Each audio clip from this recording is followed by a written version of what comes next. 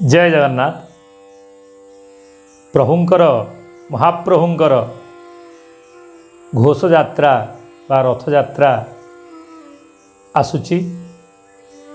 आमे समस्ते महाप्रभुंक शरण रे तेणु आमर जो सोशल मीडिया अकाउंट्स अच्छी ताकू भी आमे टिके सजेवा।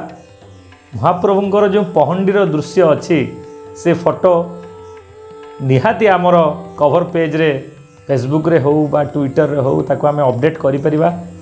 कले कौन हम आमू टिके लागिवो जे आमे महाप्रभुंक पाख लोक महाप्रभु पाखरे रहिचु। हमको भगवान केते पुण्य बल ही एठी जन्म देइचंती तांका पाखकु टिके जाई पारुचु।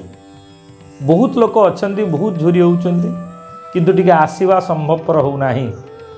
आमे पूरा पाखरे अछंती तेणु चेष्टा करिबा जे केमती जाईकी टिके दर्शन करिबा। रथ यात्रा रे अधिका भिड़ हुए मु जानिछि तथापि जदि रथे तु बामनं दृष्ट्वा पुनर्जन्म न लभ्यते। रथरे जदि बामनं को बा बामन स्वरूप महाप्रभु श्री जगन्नाथ को आपण दर्शन कले तारे आपनकर आ पुनर्जन्म हब नाही। भगवान को देह रे आपण जाई मिसी जिवे। ई केते बड़ कथा।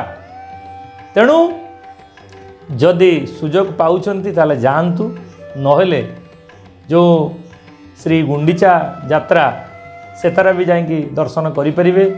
नले भगवान रथरे जो विराजमान होकर रहिबे सुनावेश पर्यंत सेतिरे भी जाई दर्शन करि परिबे। तेणु रथरे टिके भगवान को दर्शन करन कारण भगवान तांको रत्न सिंहासन छाड़ी आसीचंती बाहर को आम समस्त को दर्शन सुलभ करिया पई। तेणु आम माने तार सुजोग नबा निहाती न।